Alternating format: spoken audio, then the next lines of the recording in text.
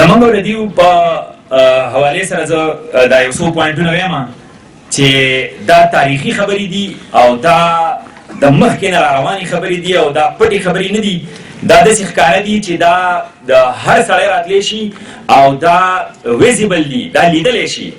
دا کتلی شي او دې ځایونو ته سړی ویزټ کولی شي، دې سپاټ ته تللی شي. اولنۍ خبره چې زمونږ او د دیو په منځ کې حدبندي ده،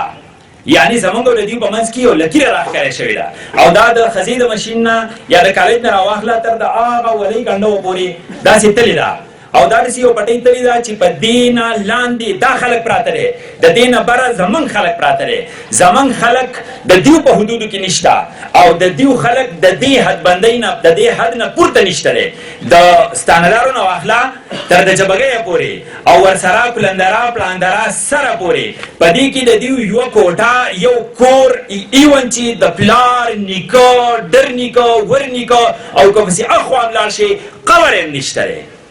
دویمه خبره چې موږ د نامعلوم وخت نه دلته کې آباد یو، زمونږ صدیانې شوي دي او د کتابونو په حوالې سره زه ویم د نن نه یو 15-20 سال مخکې موږ په دې ځای باندې یوه خبره کړې وه او د 450 سال پورې یا د دې نه زیات د یو پښتو لیکلی شوی کتاب په حوالې سره موږ د دې ځای باندې آباد یو. بله خبره چې کومه ماسټر صاحب وکړله هغه دا چې زمونږ او د دیو په منځ کې بینامي دي، بینامي داسې پرتې دي چې زمونږ د خپلو تنازعات په خپل کلو کې، چونکې موږ دلته کې 11 کلي اوسېږو او بیا سب چې کوم برانچز دي چې په هغې کې علیزي، ستانهدار او پیندخیل دا 3 برانچز په دې ځمکه باندې پاتې کېږي. د دیو په خپل منځ کې کله لکه څنګه ورونو په منځ کې تنازعات راځي دغسې راغلي دي، نو په هغې کې چې کله نواب صاحب تحصیلدار مقرر کړی دی او هغې دلته رالیږلی دی چې دلته کې په دې ځای کې به دا فیصله وکړه، دا تنازع حل کړه. په دغه تنازعه باندې چې دا تاریخي موجود ده، د پارسۍ ژبه کې لیکلی شوي، دا زموږ په ریکارډ باندې موجود دي، دا کتلی شي، دا موږ هر وخت ښودلی شو، دا موږ ډي سي ته ښودلی شو، دا موږ اے سي ته ښودلی شو، اے ډي سي ته ښودلی شو، هرې جرګې ته ښودلی شو او هر چا ته ښودلی شو چې په هغې باندې کله دلته فیصله شوې ده د دې دوه ورونو په منځ کې، نو په دغه فیصله کې موجود جرګمار د دغه زموږ ورونه چې کوم دي، زه ورته ورور وایم بیا هم، خو هغې په دې کې د هغې مشران چې هغه په قبرونو کې پراته دي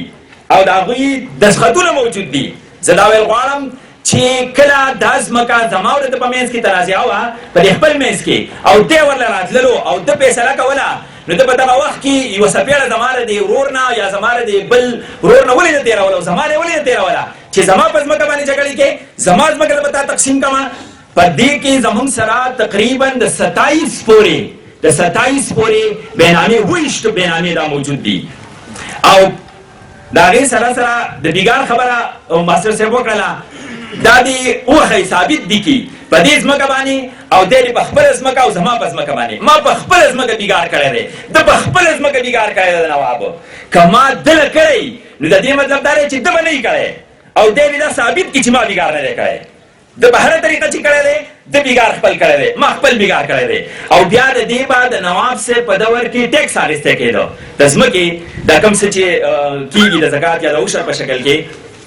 زمونږ نه الله پاک د زکات په شکل کې علي او یا د عشر په شکل کې، د نواب د طرف نه چې کوم ټیکس و د عشر په شکل کې ده د خپلې ځمکې ورکړی دی، ما د خپلې ځمکې ورکړی دی، ما د ده پیسه نه ده ورکړې بلکې خپلې ځمکې عشر ما ورکړی دی او دا په ریکارډ موجود دی، په دغه د نواب صاحب د دور نه چې کوم کاغذات موجود دي په هغې کې دا شته دی او خپل عشر ده هم ورکړی، خپل عشر ما هم ورکړی دی. لهذا دا یو څو خبرې ما تفصیل سره کول غوښتل، ماسټر صاحب هم وکړلې، نو په هغې کې د ستانهدارو د سر نه ویله او د پلندرې او پلاندرې د سره پورې ویله، څوک یې پکې ولی نه معاف کول. نو یوه خبره یاد ساتئ چې ځمکه باندې خبره کوي، د ځمکې د قبضې خبره کوي، که هغه انتظامیه راځي او که څوک راځي، نو هغه چې کومه خبره کوي نو ګورئ د ټولې ځمکې خبرې کوي. زما ټولو ورونو ته درخواست دی په ځان به لړمې نه راولئ او چې که دلته د دا مشران ووایي چې کښېنئ او مه پاڅئ او تر د مازدیګره پورې کښېنئ نو دا به مونږ شو کوو.